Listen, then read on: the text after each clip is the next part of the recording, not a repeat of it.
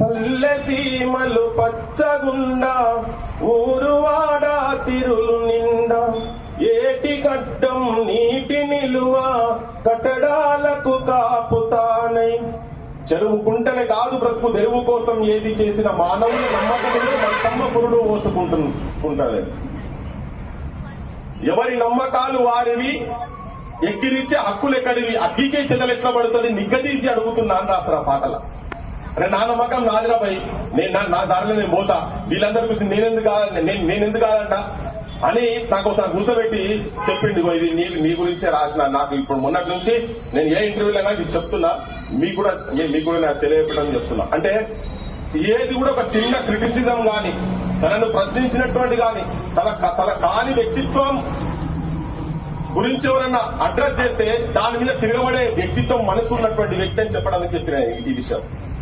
ఎక్కడో తన అంటే నా మీద ఈ బాధనామా ఇస్తారా మీరు అన్నట్టుగా చల్లే ఇట్లా కాదు అంటే తనకు ఒక పాట రూపం తీసుకొని వచ్చింది. పల్లె నీకు వందనాలమ్మ, పల్లె నీకు వందనాలమ్మ, మమ్ముగన్నా పల్లె తల్లి నీకు వందనాలమ్మ. పాట నేర్పినవు, ఆట నేర్పినవు, బతుకు తెరువు బాట నేర్పినవు, పల్లె నీకు వందనాలమ్మా, నా తల్లి నీకు వందనాలమ్మా అని చెప్పని పల్లెల మీద తన జీవితం మొత్తం గురించి ఆ పాట వినోళ్ళుంటే ఎవరన్నా వినాలి. తన అనాథ అయిన తర్వాత తన దగ్గర ఇంకొక అద్భుతమైన గుణం ఏంటంటే మనిషి చిన్న సాయం ఎవరైనా